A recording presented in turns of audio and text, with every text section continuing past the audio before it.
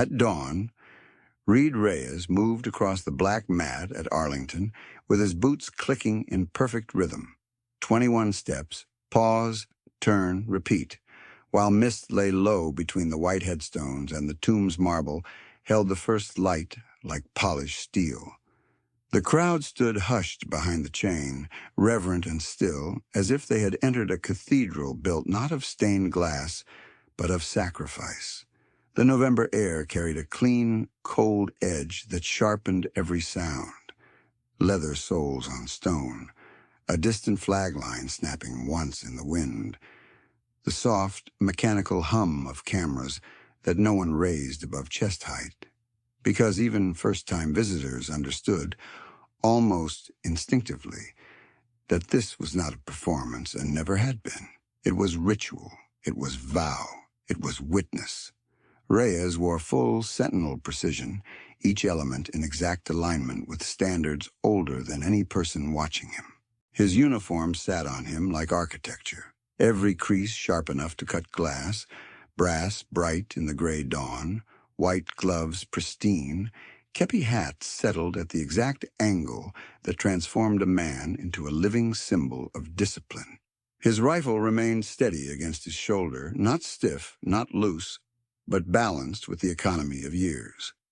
At 31, he stood 6 feet 2 inches, broad through the chest and shoulders, built like a wall taught to walk upright, his face a mask carved from stone, while his eyes tracked distance, movement, and intent with the precision of a combat map. The first group on the plaza that morning had arrived before sunrise.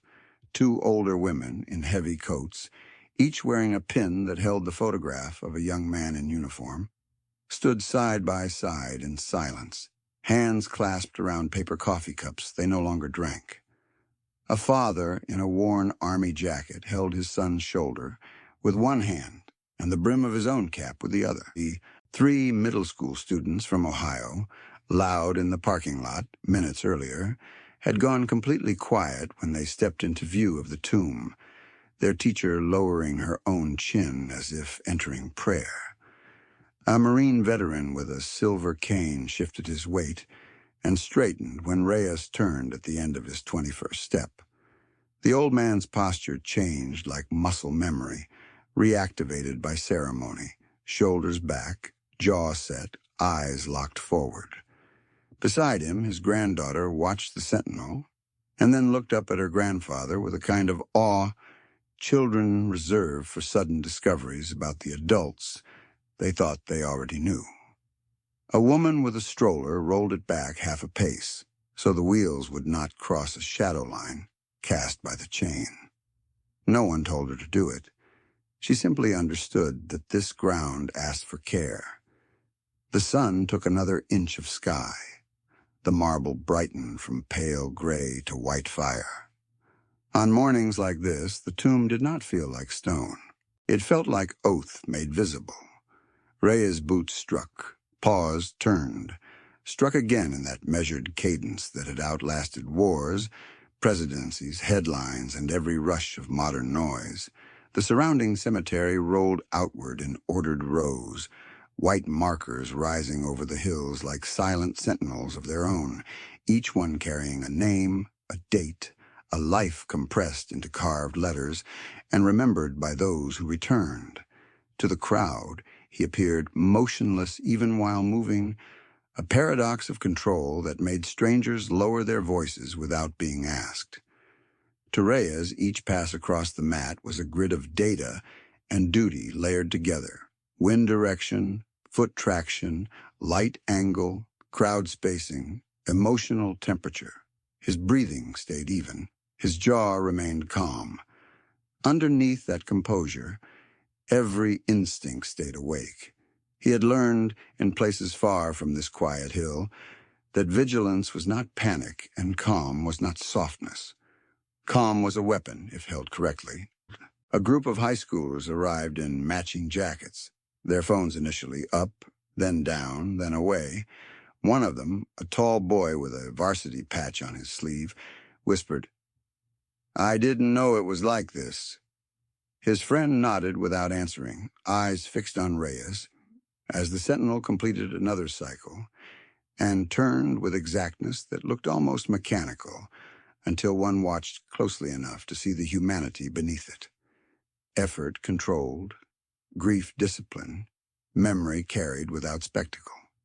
At the far edge of the viewing area, a wheelchair user in a navy windbreaker sat with his wife, her hand on the back of his chair, both of them staring at the tomb with expressions that held pride and hurt in equal measure. A young couple in business clothes paused on their way through and stayed longer than they intended, their conversation dropping away sentence by sentence until there was only stillness. Two off-duty nurses wearing hospital badges stood shoulder to shoulder, one blinking back tears she did not explain. The cadence continued. 21 steps. Pause. Turn. 21 steps. The ritual did not bend to weather, schedule, or mood. It remained exact because the unknown soldiers beneath that marble had given what could not be returned, and exactness was one way the living answered the dead. This was the central paradox of the place, absolute precision carrying absolute emotion. Reyes kept the first visible, and the second contained, not because he lacked feeling, but because feeling here was measured by discipline, not display. A child near the front, no older than 9, lifted her hand in a small, uncertain salute, elbow too low, wrist turned wrong. Her mother moved to lower it, embarrassed, but the Marine veteran with the cane shook his head once, a tiny gesture that stopped her. "Let it stand," the gesture said. "Let the effort count." Reyes did not break bearing, did not shift his gaze, did not acknowledge any individual, yet the child's hand remained raised until his next turn, and when she lowered it, she did so with a seriousness that made her look briefly older than her years. A park guide on the perimeter spoke softly to a late-arriving family, explaining protocol in a near whisper. No food beyond this point, no loud conversation. Stand still during the changing ceremony. Respect the chain. Respect the silence. The father nodded, then removed his baseball cap and tucked it under his arm. His teenage daughter followed suit, pressing her cap to her chest. Around them, breath condensed in the cold and disappeared, while the sentinel's pace remained unchanged, untouchable by the ordinary frictions of mourning. Reyes turned again, heel planted, shoulder angle exact, rifle stable. On his left side, beneath the jacket, a scar crossed his ribs like an old lightning strike, hidden from the public view but present in every movement. He never displayed it. He never referenced it. Yet it lived with him in the minute calibrations of stance and breath, a private line between past battlefields and present marble. He had seen what happened when memory faded into abstraction. At the tomb, abstraction ended. Names known and unknown stood in one unbroken line, and he had chosen to stand with them. By 7:10 a.m., the crowd had doubled and still felt quiet, as if each newcomer inherited the mood from those already present. Veterans with weathered faces, families pushing wheelchairs, children tugging sleeves, then going still, elderly couples in matching gloves, office workers holding briefcases at their sides like an unintended form of attention. They did not know one another, but on that terrace they were aligned by the same gravity, drawn toward a truth that required no speech. Freedom had always carried a cost, and someone had paid it in full. The wind shifted across the hill and brought the scent of wet stone. A bugle rehearsal sounded faint from another section of the cemetery, one clear note rising and dissolving into mist. Reyes completed another cycle. The crowd remained fixed. There were no applause lines, no curated moments, no spectacle engineered for attention. There was only a sentinel, a tomb, and a nation's memory kept in motion by a man who had sworn to carry it without asking for recognition. What none of the visitors could have known in that first hour was how quickly the day would leave this sacred hill and collide with the profane speed of an airport terminal, where status flashed on plastic badges and men confused access with authority. They could not know that the same discipline they were witnessing in stillness would soon be tested in motion, not on marble, but on polished concourse tile, with a child in a wheelchair at the center of a choice that would reveal exactly what could and could not be replaced.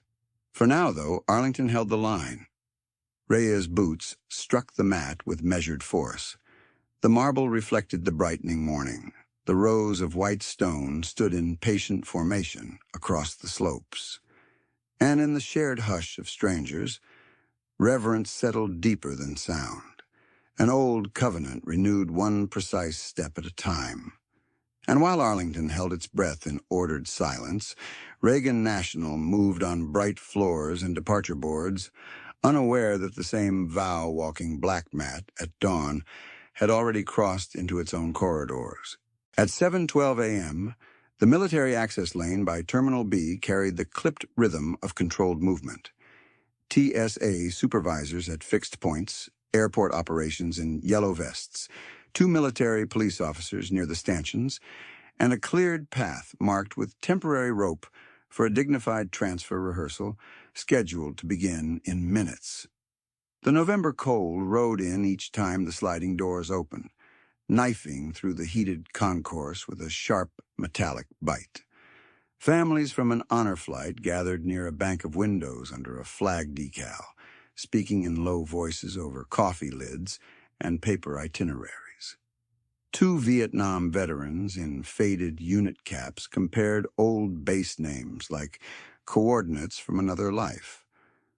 A pediatric oncology nurse kept one hand steady on the push handle of a wheelchair, and in that chair sat 8-year-old Lila Mercer in a navy coat with her late father's unit patch sewn on the sleeve, chin lifted, fingers folded tight. Reed Reyes stood to her left, 1/2 step back in ceremonial escort position. Full Class A, pressed to knife-edge precision, white gloves clean, brass reflecting gate lights in small, cold sparks. He did not wear arrogance. He wore alignment. His posture looked ceremonial to the casual eye, but the posture was also geometry. Exits measured, foot traffic mapped. Potential collisions predicted before they formed. His face remained unreadable, eyes forward, yet he tracked every reflective panel and moving shoulder in the concourse as if the terminal were a live, tactical grid layered beneath polished tile.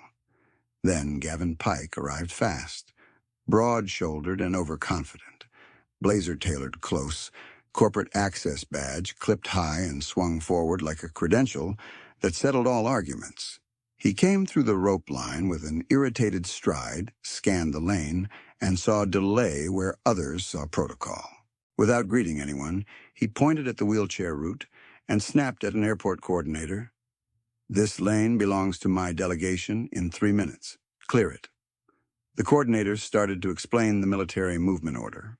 Pike cut her off with a flat palm and stepped toward Lila's chair. A few feet away, the elderly Marine with a cane, transiting with his daughter, stopped mid-step.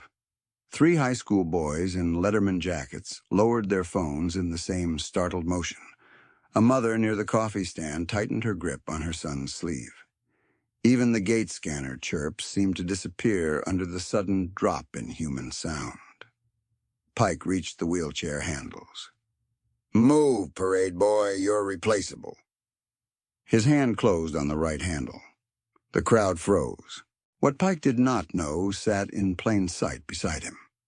The quiet sentinel he had called a prop had survived Helmand Valley under fire, had carried men through smoke and shrapnel corridors in Syria, and had chosen the tomb because he refused to let sacrifice become a slogan.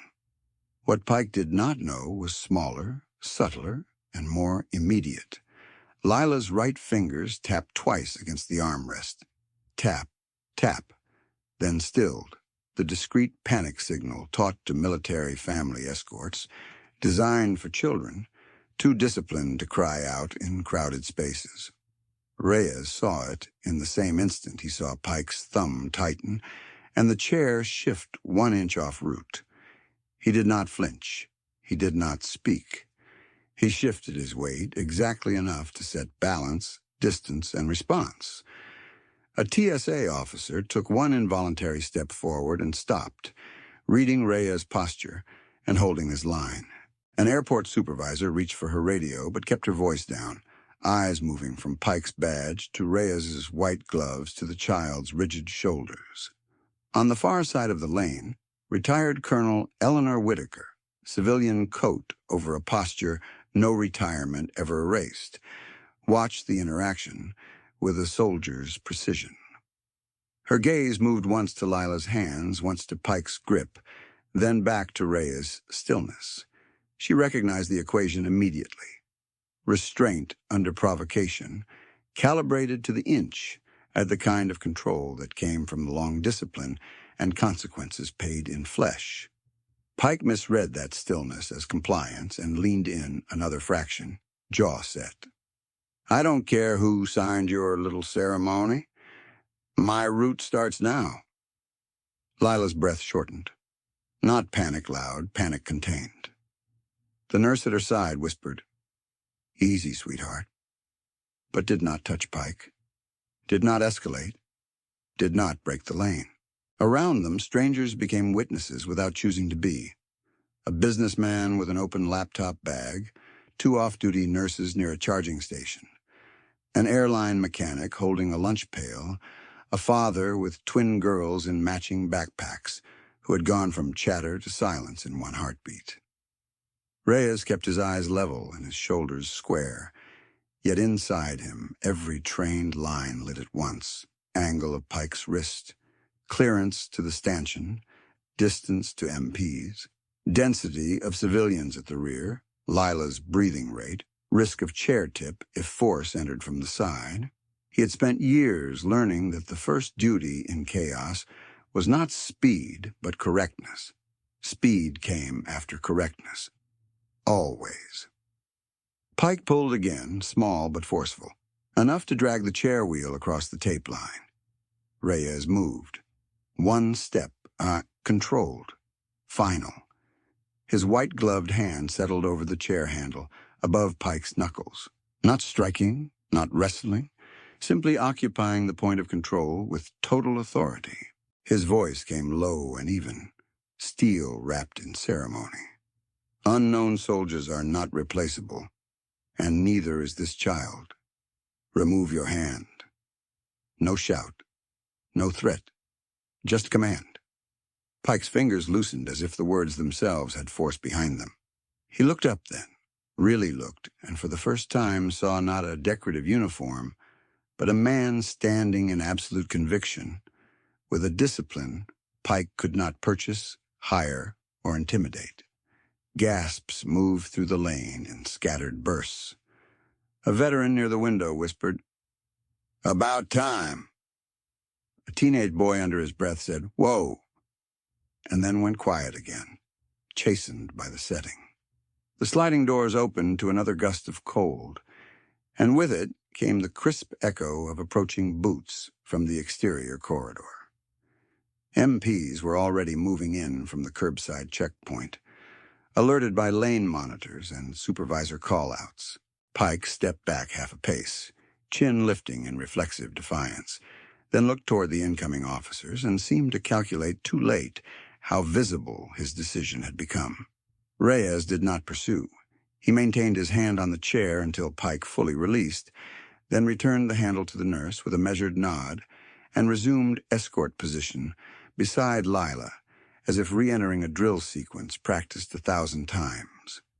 Lila looked up at him, eyes wet but steady, and gave one tiny nod back, the kind children offer when they choose courage in public.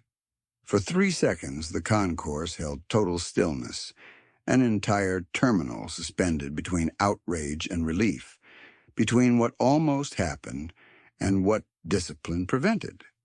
This was the fracture point.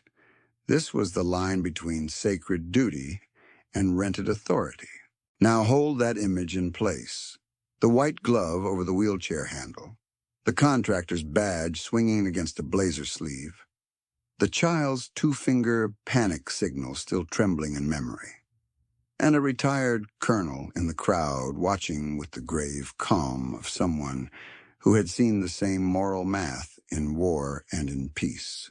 The terminal noise returned in pieces, one overhead boarding announcement, a suitcase wheel rattling over tile seams, a cough near gate 14.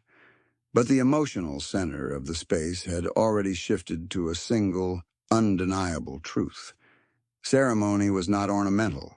It was protective. It was operational. It was the visible edge of a deeper code. Rhea's breathing remained level. His jaw stayed set. Yet beneath the polished brass and measured bearing, the old combat circuitry remained live, not because he wanted conflict, but because he had buried friends and knew exactly what negligence cost. He had seen what happened when people in power treated lives as movable parts. He had watched men with perfect plans fold when pressure arrived from the wrong direction. At Arlington, the protocol honored the dead. Here in the terminal, the same discipline protected the living. The framework did not change. Duty changed shape and stayed duty. Pike's mistake was not merely rudeness. It was conceptual failure. He believed authority was transferable through contract language and lane assignments. He believed a temporary credentials could overrule a permanent obligation. He saw the uniform and imagined theater. He did not see the unseen ledger behind it. Names carried, promises made, limits set in blood. The resulting tension had nothing to do with personality and everything to do with paradigm. Purchased access colliding head-on with earned responsibility. Lila sat straighter now, fingers unclenching one by one on her blanket. The nurse adjusted the footrest and checked the wheel lock without speaking. Near the rope line, the mother with the young boy released his sleeve and whispered, "Remember this," though she may not have known she said it aloud. Colonel Whitaker kept her eyes on Reyes and gave the smallest approving nod, a signal subtle enough that only another trained observer would have noticed it. She had seen young officers crack under less. She had seen decorated men lose judgment when ego got pricked. What stood before her was the opposite. Controlled force without vanity, intervention without spectacle. An old military virtue rendered in a modern civilian corridor. Down the lane, an airport supervisor finally exhaled and spoke into her radio in clipped phrases, confirming witness availability and requesting immediate command-level review. The MPs reached the edge of the rope line and slowed as they assessed posture, spacing, and threat level already de-escalated by Reyes' single sentence. One of them glanced at Lila, then at Reyes, and gave a near-invisible acknowledgement that required no words. Outside, the morning brightened over runways and river water. Inside, the concourse waited for consequence. Consequence arrived forward, not backward. Colonel Whitaker stepped from the crowd and identified herself, command voice cutting clean through terminal noise as MPs secured the lane and supervisors locked witness statements in motion. Reyes held position at Lila's side, posture unchanged. While Pike faced formal authority he could neither interrupt nor outrank, and the first irreversible decisions about his career began right there under the departures board. Colonel Eleanor Whitaker stepped fully into the lane, one gloved hand raised at shoulder height, and the authority in that simple motion cut through the concourse noise more cleanly than any alarm. "Retired Colonel Eleanor Whitaker, United States Army," she said to the nearest MP, voice level and precise. "I witnessed the initial contact, the attempted redirection, and the verbal harassment of the child."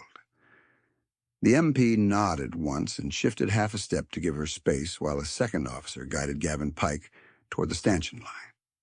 Not roughly, not ceremonially, just firmly enough to make clear that the corridor no longer belonged to him.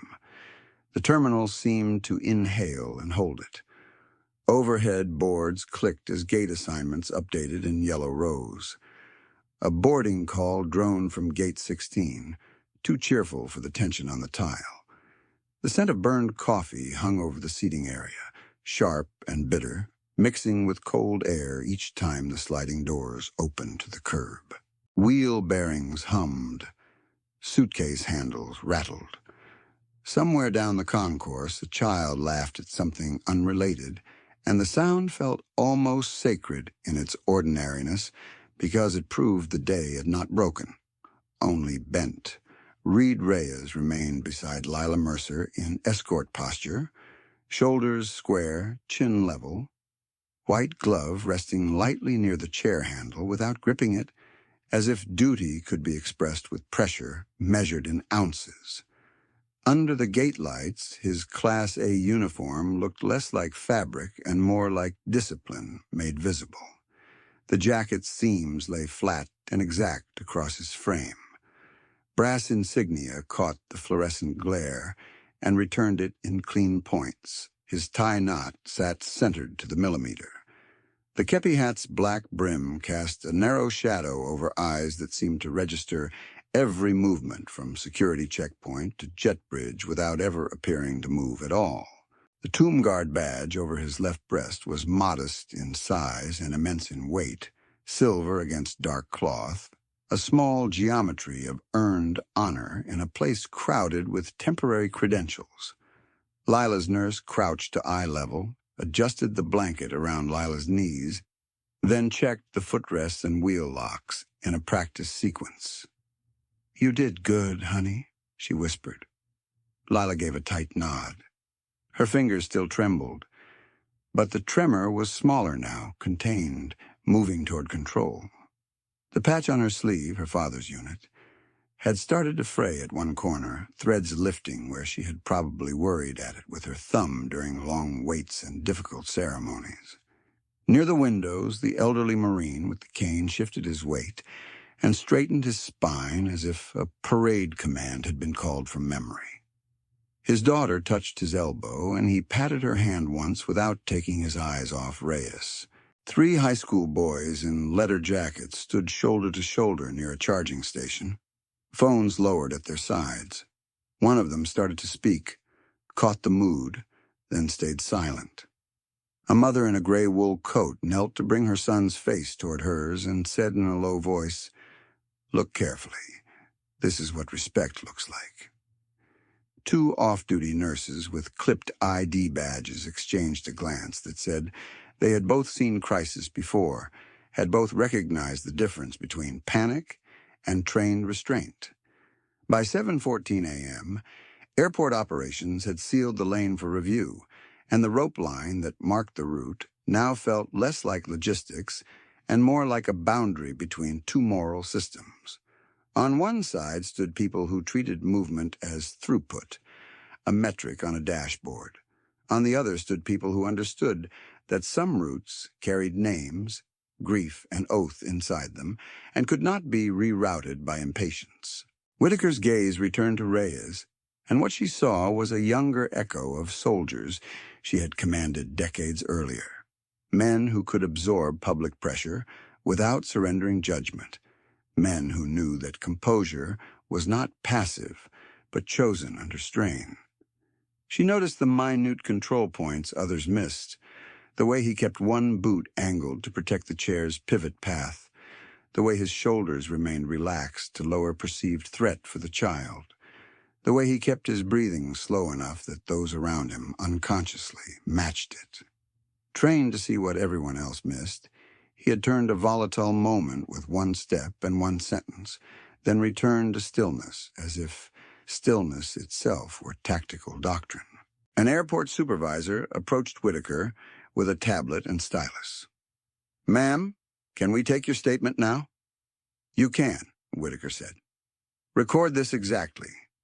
The contractor laid hands on a Gold Star child's chair after a clear route designation and ignored verbal correction from airport staff. The escort intervened with proportional restraint and explicit protective command. She paused, eyes on Reyes. Add this.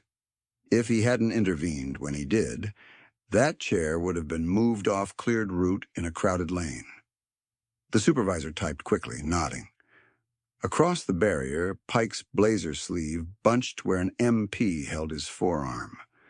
The contractor's badge had been clipped to his chest like a claimed dominance 10 minutes earlier. Now it hung at an awkward angle, swinging with each agitated shift of his weight. He kept trying to speak over the officers, words clipped and defensive, but his volume no longer controlled the space. Procedure had replaced ego. Witnesses were being separated, statements queued, camera feeds tagged for retention. The machinery of consequence had engaged. Reyes did not look at him. He looked ahead, then down briefly to confirm Lila's hand position, then forward again. The sequence was so small few noticed it. Yet Lila did. Her shoulders dropped another fraction. She copied his breathing for 4 cycles, in through her nose, out through parted lips, until color returned to her face. What no one in that corridor could have guessed, not the travelers with carry-ons, not the supervisors with radios, not even most of the uniformed officers now securing the lane, was how many years stood behind that measured stillness. They saw a sentinel in perfect posture beside a child. They did not see Helmand dust, Syrian night corridors, or the friend whose name sat beneath every decision Reyes made. He had grown up in West Texas, son of a diesel mechanic and a public school librarian, in a house where tools were cleaned before dinner and promises were kept even when they hurt. At 18, he enlisted in the Army, with the plain certainty of someone who needed purpose larger than himself.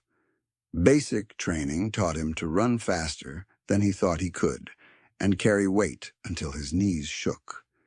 Infantry training taught him angles, sectors, and the arithmetic of survival. But the deeper education came later, overseas, when maps became villages and doctrine became names. His first combat tour took him to Helmand Province, where heat pressed against the skin like a second uniform, and dust settled into every seam of gear, teeth, thought. He served in a rifle platoon that learned quickly that roads lied, walls concealed, and silence in one valley could mean fire in the next.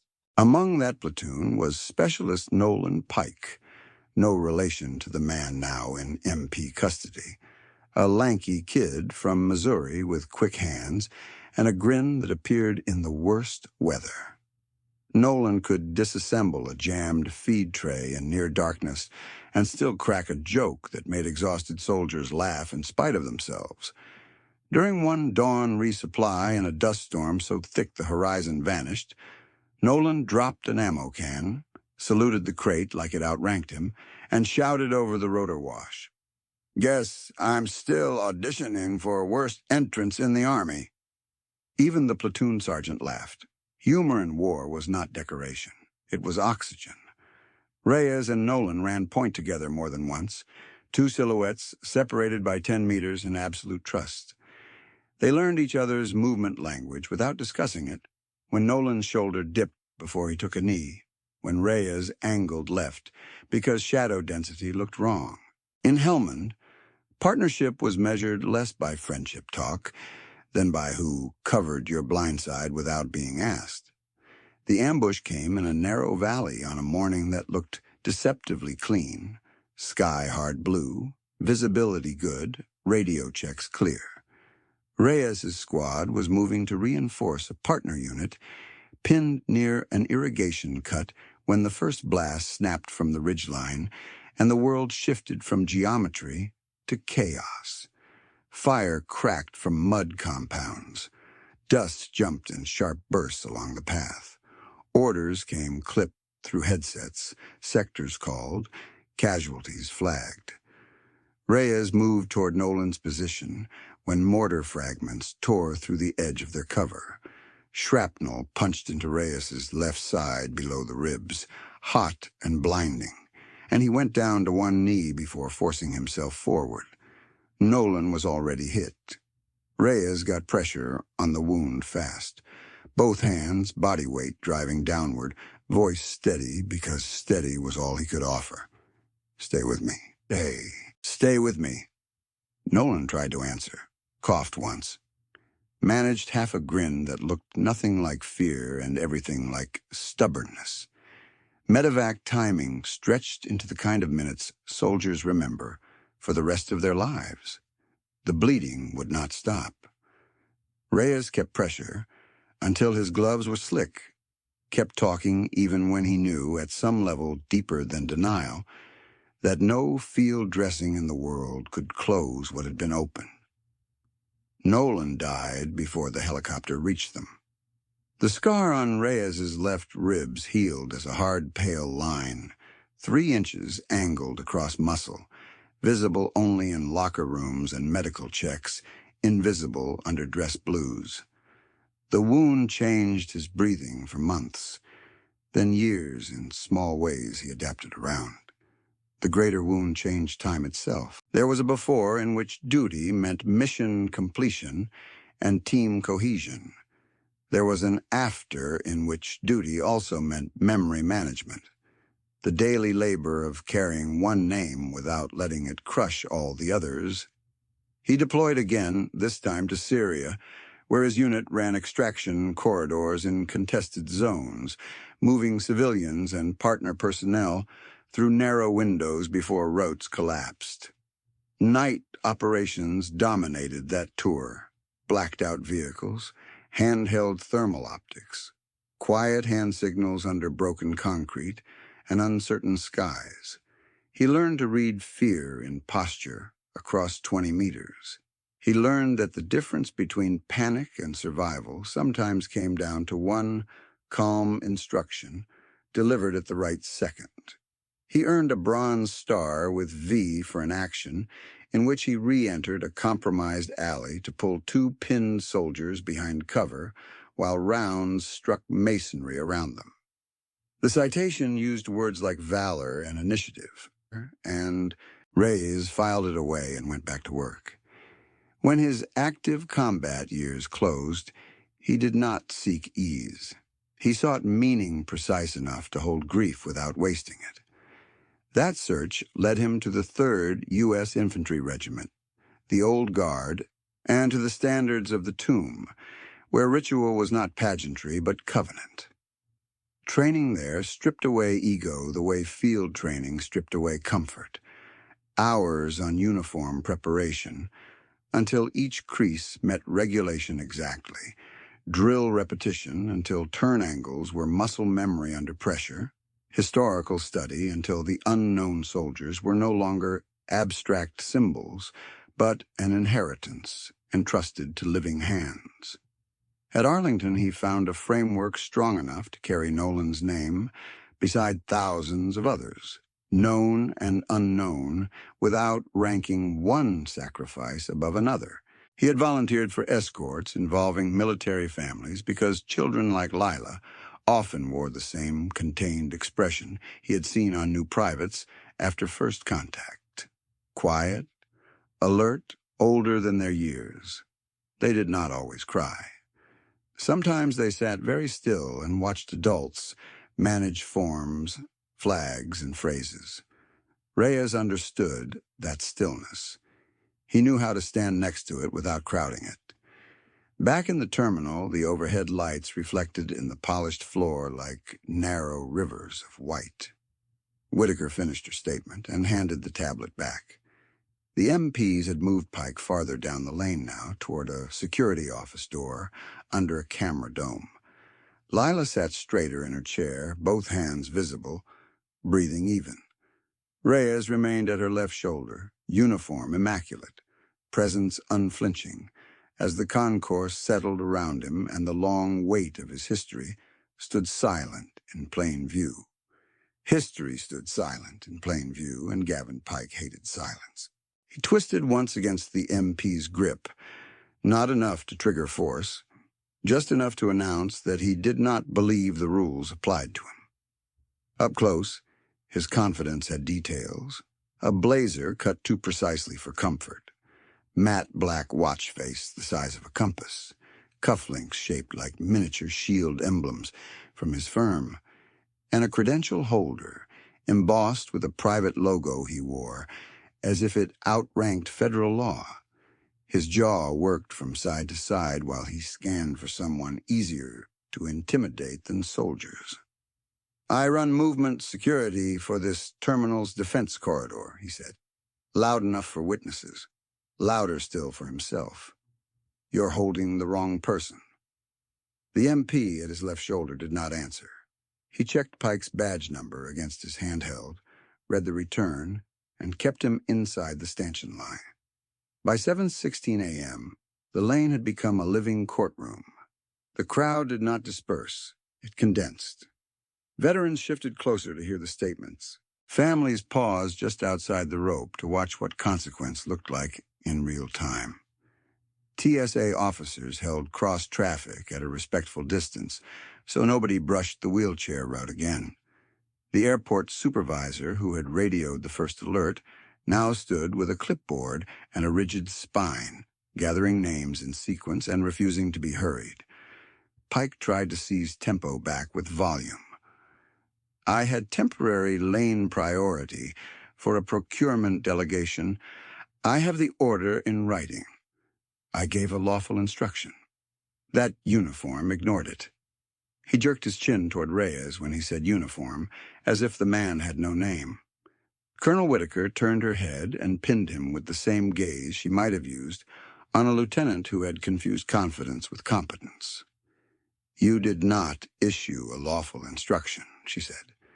"You interfered with a cleared military family movement and laid hands on a child's chair.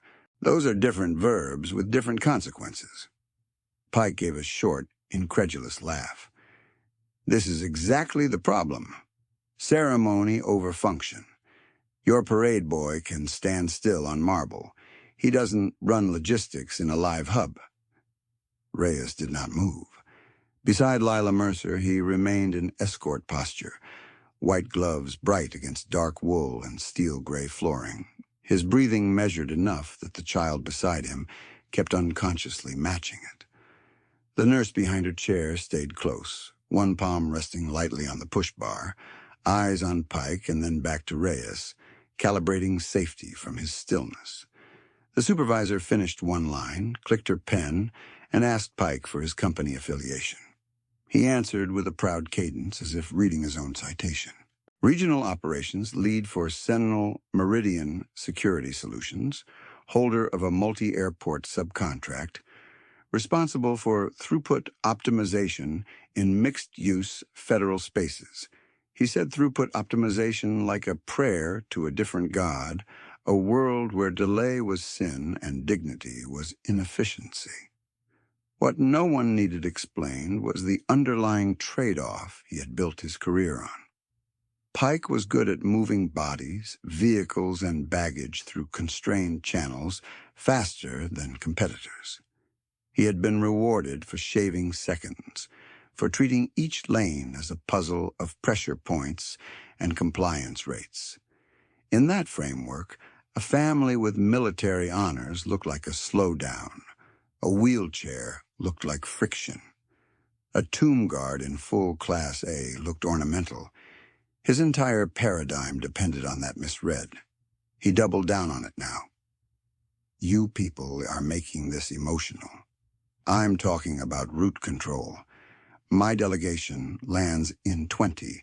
If they miss their window because of this pageant, it is on you."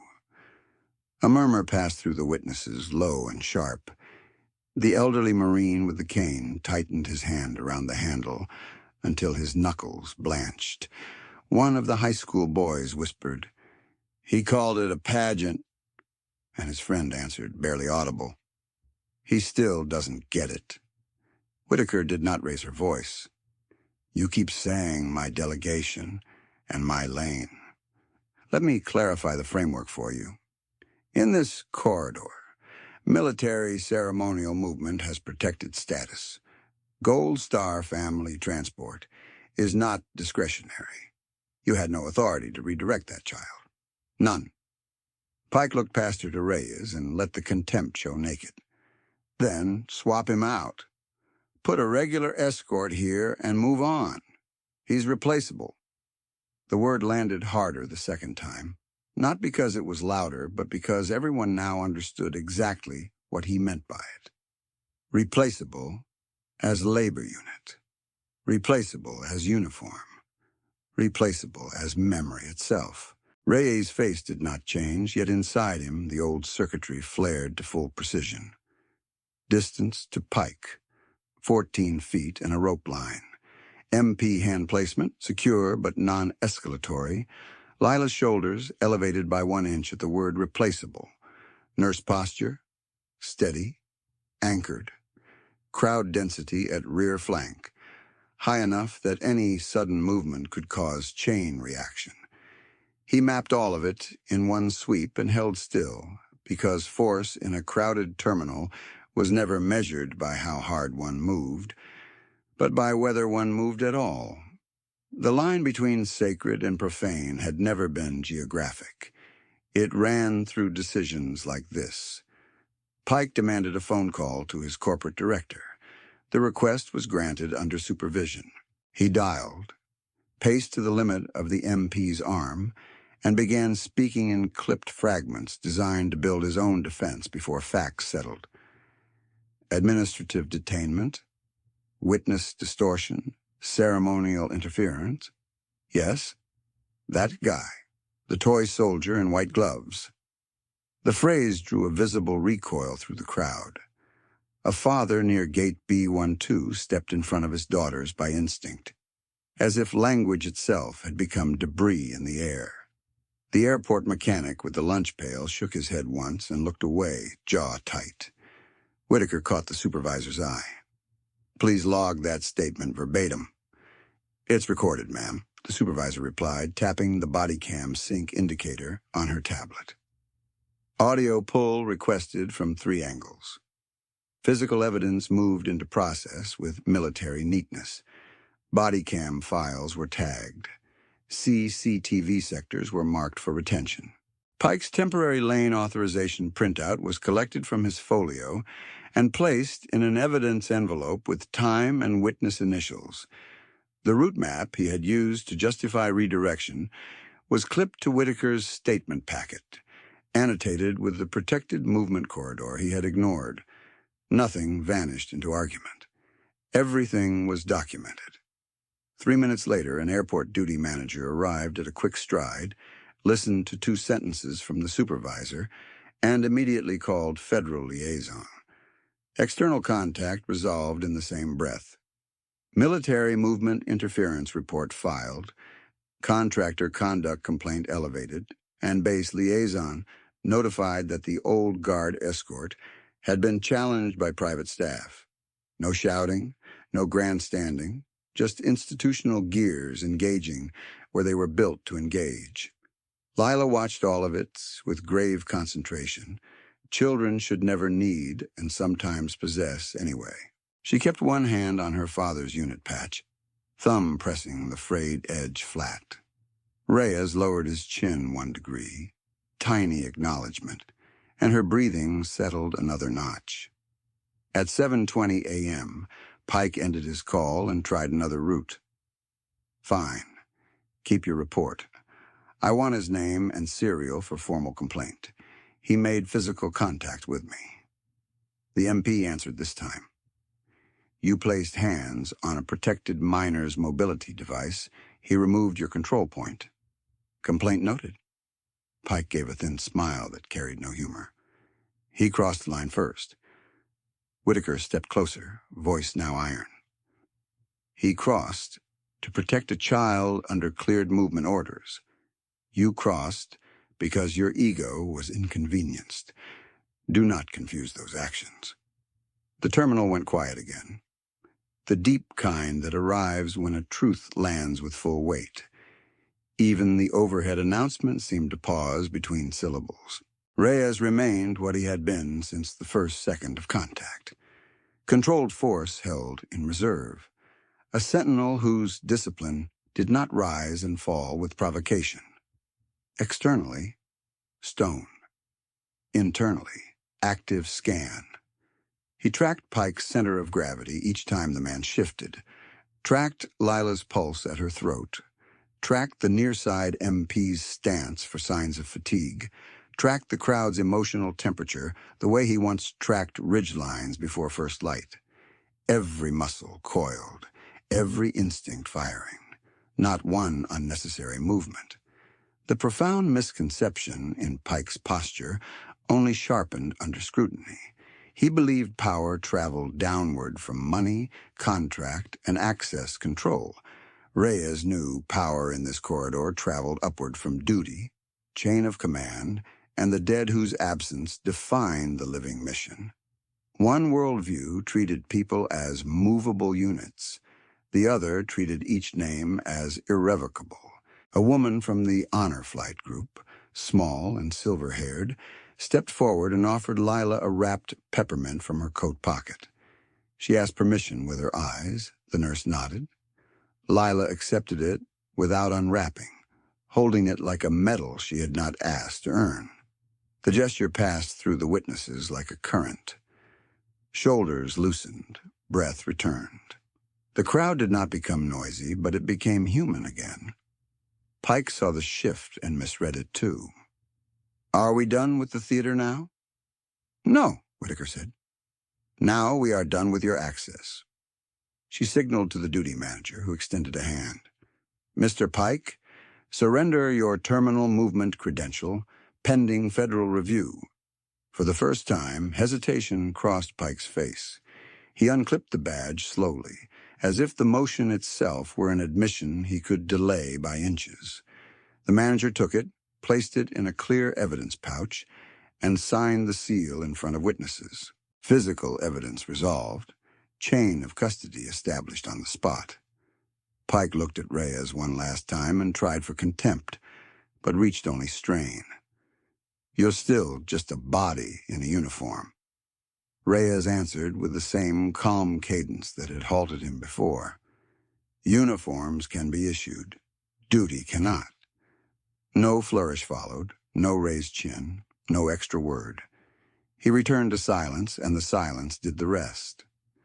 By 7:24 a.m., the MPs had Pike oriented toward the security office corridor for formal processing. He walked under escort, shoulders squared in imitation of command, but the badge was gone, the lane was closed to him, and every witness who had heard him now watched without blinking. Loaded reactions paid off in real time. The Marine veteran gave a single approving nod. The students who had lowered their phones earlier kept them down. The mother with the young boy whispered, "Remember." And this time, the word carried less fear, more instruction. Reyes adjusted one half-step to align with Lila's chair as the supervisor announced route restoration. He checked wheel path, stanchion clearance, and rear spacing. The nurse engaged the brake, released it, tested roll resistance, then met his gaze for confirmation. He gave one precise nod. The concourse resumed motion around them, but inside the restored lane, time still moved to a stricter cadence. Not hurry, not ego, duty. Reyes placed his right foot, then his left, in measured escort tempo beside Lila as the route opened forward, his posture unchanged, his vigilance unbroken, and the sacred line held in the middle of ordinary American noise. The concourse resumed around them in broken fragments, but inside the restored lane, Reyes and Lila moved in measured escort tempo, one controlled pace at a time, the nurse guiding the chair, the rope line holding, the witnesses parting with a respect that had hardened into conviction. Then Pike twisted against the MPs one more time and drove his voice back into the corridor like a thrown object. "I said he's replaceable." He did not break free. He did not need to. The words alone struck the lane and made people stop again. A baggage cart operator froze with both hands on the handle. The three high school boys near the charging station went still, jackets bright against the steel gray walls. The elderly Marine with the cane planted his tip hard on tile and stared forward with a jaw set like old iron. Pike leaned over the stanchion, blazer sleeve snagging against the rope clip, and thrust his chin at the wheelchair as if command could be recovered by posture. You want this route clean? Put a real security team on it, not a parade prop. The nurse's hands tightened on the push bar. Lila's fingers found the frayed corner of her father's patch again. Tap, tap. The two-finger rhythm was smaller this time, less panic than warning, but Reyes caught it in the same instant he caught Pike's weight shift toward the lane opening. To the crowd, he looked carved from stone. Inside, every line of him fired. Distance, 9 feet to Pike's shoulder across one stanchion gap.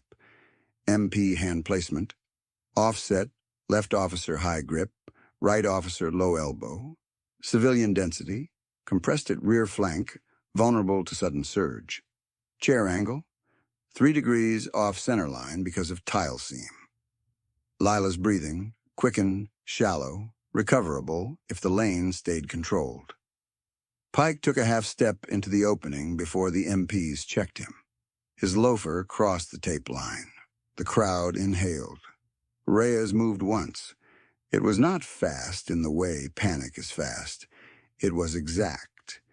He pivoted from escort posture, stepped between Lila's chair and Pike's line of approach, and set his right boot on the center mark of the lane with the same precision he used on black mat at Arlington.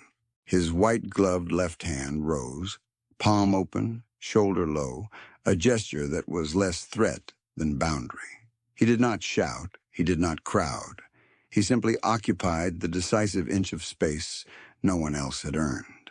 He held Pike's gaze and said nothing. From behind Reyes, an MP voice cut through the corridor. Stand down, back behind the line. The terminal froze. No announcement speaker, no rolling suitcase, no coffee machine hiss could break that second. Even Pike stopped talking. His mouth stayed open on a word he did not finish. Eyes locked on Reyes for the first time, without contempt and without script, as if he had finally recognized he was no longer arguing with an employee, but colliding with a vow. Gasps rose in scattered bursts along the rope line.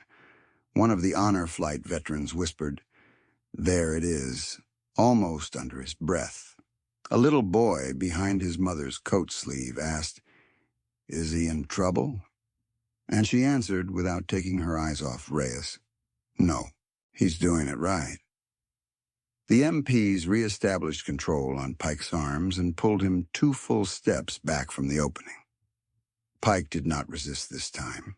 His shoulders stayed high, jaw tight, but the aggression leaked out of him in visible increments. He had reached for dominance and found protocol with teeth. Reyes held the boundary 1 beat longer, long enough for Lila's breath to settle into his cadence. In through the nose, out slow, in, out. When her hands unclenched from the patch, he lowered his glove, turned back to escort position, and aligned his stride beside the chair as if no interruption had occurred.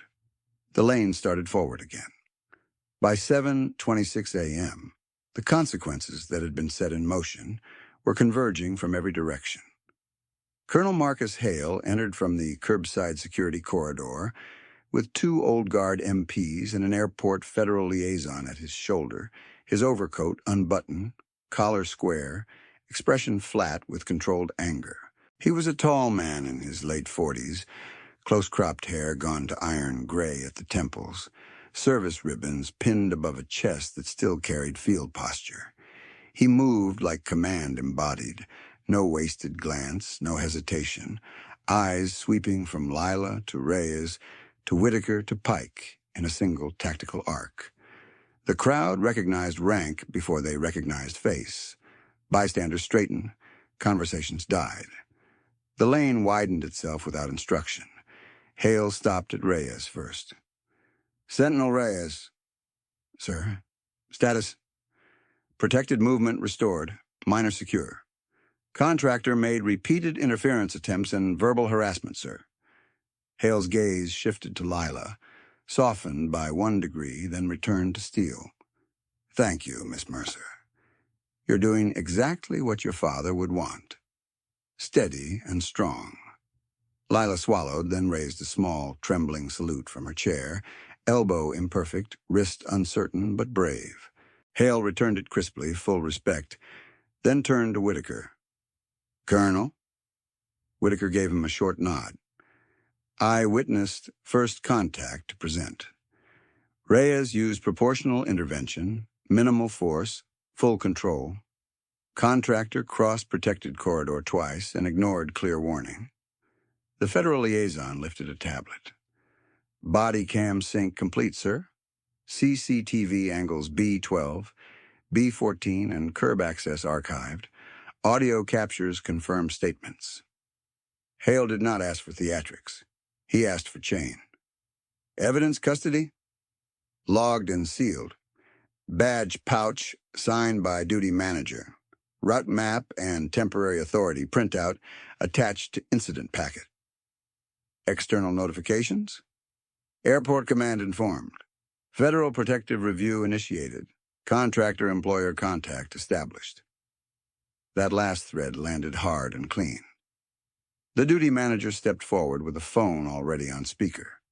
A clipped corporate voice identified itself as Sentinel Meridian's Regional Compliance Director. Hale took the device without changing expression. This is Colonel Marcus Hale, Old Guard Liaison. Your employee Gavin Pike interfered with protected military family movement and harassed a Gold Star miner in a secured federal lane. His access has been revoked on site. You will confirm immediate suspension, pending federal review. A pause. Then, Colonel, confirmed. Mr. Pike is suspended effective now. All terminal privileges are terminated. We will cooperate fully. Hale handed the phone back. Document that confirmation in the packet. Pike found his voice at last, strained and thinner than before. Colonel, with respect, this is overreach. I had lane authority. Hale turned to him fully, and the temperature of the corridor seemed to drop. Mr. Pike, you had temporary logistical authority under explicit exception language. You did not have authority to touch that child's mobility device, override ceremonial military movement, or insult a sentinel performing assigned protective duty. Your credential granted access. It did not grant judgment. Pike tried one more angle. He put hands on me, Hale answered without raising volume. He removed your control point from a protected chair after repeated verbal noncompliance. That is lawful intervention. Your conduct is the subject of this inquiry, not his.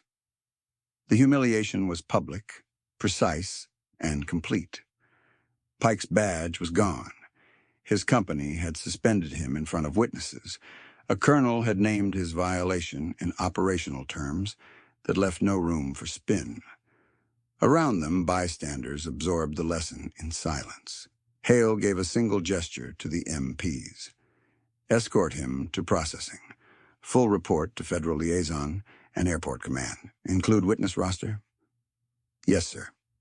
As Pike was turned toward the security corridor, he looked once more at Reyes, searching for a reaction he could still provoke. He found none. Reyes stood in escort posture beside Lila, chin level, glove near the handle, present and immovable. The absence of anger hit harder than any outburst would have. The MPs walked Pike away. This time he did not speak. Hale remained until the corridor door closed behind them. Then he faced the assembled witnesses and delivered the institutional truth aloud, not for drama, but for record. Let this be clear. Military honors movement is protected by protocol and by law. Gold Star families will not be redirected for convenience. Sentinels of the tomb are not decorative personnel. They are trained guardians of sacred duty, and in this terminal today, that duty protected a child. No one applauded. The moment was too solemn for that. But shoulders squared all down the concourse. The elderly Marine with the cane raised 2 fingers to his brow in a silent salute. The high school boys stood straighter than they had all morning. The mother with the young son squeezed his shoulder once and let him watch. Hale stepped to Reyes one final time. "You breached posture once?" "Yes, sir. 1 step to establish barrier." "Correct call?" Hale's voice lowered, private but audible. "Discipline over ego." "Exactly right." "Thank you, sir." Whitaker watched that exchange and finally let herself exhale. The approving nod she had given earlier now paid out into certainty. What she had read in Reyes from the first second held true all the way through consequence. Restraint calibrated to protection, not pride. The federal liaison signed the last line on the incident form and passed a copy to Airport Command. Physical evidence resolved. External contacts resolved. Witness statements logged. The 2-tap distress signal was noted in the narrative section as the trigger Reyes identified, and Hale ordered it added to refresher briefings for civilian support teams working military family routes. Distinctive detail acknowledged, analyzed, folded back into practice. Only then did Hale step aside and clear the lane with a flat palm. "Escort resumes." Reyes gave one precise nod to the nurse. The chair rolled forward. He matched pace at Lila's left shoulder, posture restored, vigilance unchanged. As they passed the window line, Lila looked up at him, lifted her hand once more, and gave a steadier salute than before. Reyes returned a measured nod, the smallest motion, but full honor. Beyond them, departure boards kept updating, flights kept boarding, and the ordinary machinery of travel reclaimed its noise. Yet in the middle of that noise, a boundary had been drawn and defended. Rank had spoken. Evidence had held. Purchase status had met earned duty and broken against it. Reyes did not look back as he guided the lane toward the transfer checkpoint.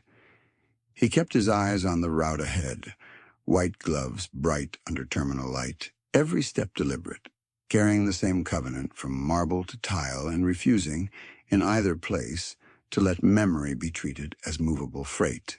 At the transfer checkpoint, the corridor narrowed into a secured room, paneled in dull gray composite, far from cameras and departure chatter, where consequence had to be written with the same discipline it had been enforced. A casualty affairs captain waited by a steel table with 2 folders already open. The folded flag for rehearsal protocol sat centered between them, untouched and immaculate. Lila's chair rolled to the marked position. Reyes halted at her left shoulder and came to ceremonial stillness. Colonel Hale entered behind them with the federal liaison and duty manager. "Close all loops now," he said, voice low, command clean. The liaison set down a sealed evidence case and read from the chain sheet. Contractor badge, confiscated at 0722, sealed on scene, transferred to federal custody at 0741, temporary lane authority printout and annotated route map logged together under incident file RA-17. Body cam pulls from both MPs uploaded and checksum verified. CCTV feeds B12, B14, and curb access mirrored to archive and local retention. Audio transcript attached. The duty manager added a second sheet. Airport operations report filed and accepted by command center. TSA supervisory memo appended. Civilian witness roster complete, including Colonel Whitaker, gate staff, nurse escort, and 12 public statements. Hale looked to Whitaker. She had followed in, coat still on, posture still military. "Colonel?" "Statement confirmed," she said. "No amendments." He turned to the compliance email printed on airport letterhead and held it where all could hear. Sentinel Meridian, written confirmation received at 0746. Gavin Pike suspended immediately. Terminal access revoked permanently. Internal review initiated. Cooperation with federal inquiry pledged. He handed the page to the captain. Attach and lock. Physical evidence accounted for. External contacts resolved. Every document moved from noise to record. The captain capped his pen and glanced to Reyes. Sentinel, your intervention language is entered exactly as spoken. Reyes gave a single nod. Lila looked from the folders to Hale. Does this mean he can't do that to another family here? Hale crouched to her eye level, one knee on tile, rank tabs catching the sterile light. Here, no. Not again. Because you signaled. And because your escort acted. And because witnesses stood up. He held her gaze with the gravity of oath. That is how a system protects people when everyone does their part. Her small shoulders eased. She touched the frayed corner of her father's patch, then let it go. Outside the room, the corridor had quieted into the subdued rhythm of aftermath. The mother who had whispered "remember" stood with her son near the glass partition, waiting without intruding. The elderly Marine with the cane remained by the wall, hat in both hands now, face lined and proud. The three high school boys stood beside Colonel Whitaker. No phones out, no nervous jokes left. One of them, the tall one who had swallowed his words earlier, finally spoke. "Ma'am," he said to Whitaker, voice rough with restraint. "I was going to say something back there, and I stopped. I didn't know what to say." Whitaker answered without softness and without sting. "You said the right thing by holding silence, when silence protected order. Now say what you learned." He looked toward Reyes. That he wasn't standing there for show. He was scanning everybody, all of us. Whitaker's mouth moved by half a degree, almost a smile. "Correct." The second boy, the one who had whispered he still didn't get it, stepped forward and addressed Reyes directly. "Sir, when he crossed again, why just one step?" Reyes turned his head, the minimum required. One step was enough. The boy nodded as if the sentence had more pages behind it, then squared his shoulders in a way that made him look briefly older.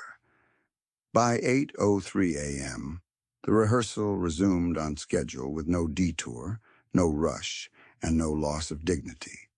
Lila was escorted through each procedural mark, citation packet verified, names pronounced correctly, route held clear.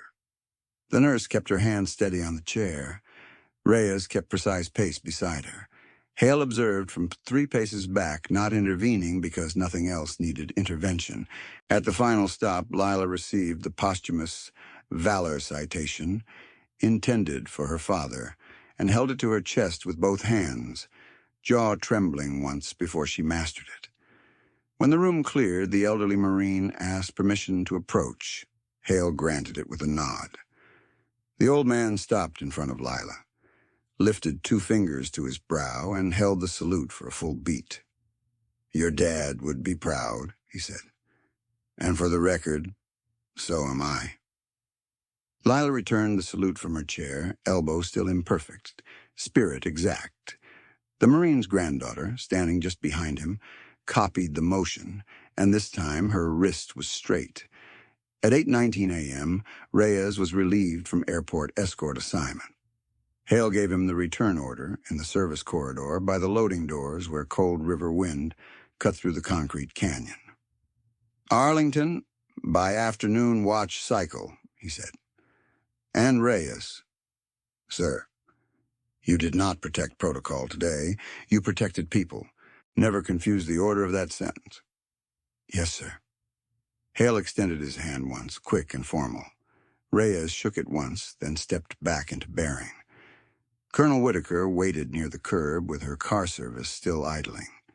As Reyes passed, She spoke low, private enough for only him. "I watched your eyes in that lane. Helmand?" "Yes, ma'am." She nodded once, the nod of someone who had seen too many names folded into flags. "I thought so." Her gaze shifted to the scar line she could not see and acknowledged anyway. "Nolan Pike. I read the citation years ago." For the first time all morning, something moved behind Reyes's mask, not outwardly visible to most, but real. "Yes, ma'am." Whitaker held his gaze. "You carried him correctly. That was all. No speech, no theater." She got into the car and left. By 2:37 p.m., low sun had turned Arlington's slopes to pale gold and long blue shadows, and the November wind moved through the rows of headstones like a careful hand over pages. Visitors lined the chain again in quiet layers, families in winter coats, veterans in old caps, school groups newly subdued by place. Among them, near the front, stood the mother and son from the terminal, the Marine and his granddaughter, and the 3 high school boys with their teacher. They had come not by accident, but by decision. Reyes stepped onto the black mat for the afternoon cycle, in full sentinel form, uniform immaculate, brass lit by slanting light, rifle steady against his shoulder. His boots struck the marble edge. 21 steps, pause, turn, repeat. The rhythm returned as if it had never been interrupted, because in truth it had not. The location had changed. The duty had not. From the path below, Lila arrived with her nurse and Colonel Hale, citation folder resting on her lap. She had insisted on coming before departure, and Hale had made room in the schedule. They stopped at the viewing line. Lila watched Reyes complete one full pass, then another, her eyes tracking the precision, as if reading a language she now understood. On his next turn, Reyes faced the crowd's direction for the ritual pause. He did not break bearing. He did not single anyone out. Yet Lila straightened in her chair and raised a steady salute, hand trembling only at the fingertips. The mother-son beside her saw it and stood straighter. The tall high schooler who had once gone silent brought his own hand up, uncertain but earnest. The elderly Marine saluted again, cane tucked under his arm. Around them, others removed hats, lowered voices, and held still, not instructed, simply aligned. Reyes completed the pause, turned with blade-clean exactness, and continued his 21 steps. When he passed their line again, he gave the smallest, permissible acknowledgement. A precise nod measured in degrees, nothing ceremonial broken, everything human conveyed. Lila lowered her hand and whispered to Hale, "He saw me." Hale answered, "He sees everyone he's responsible for."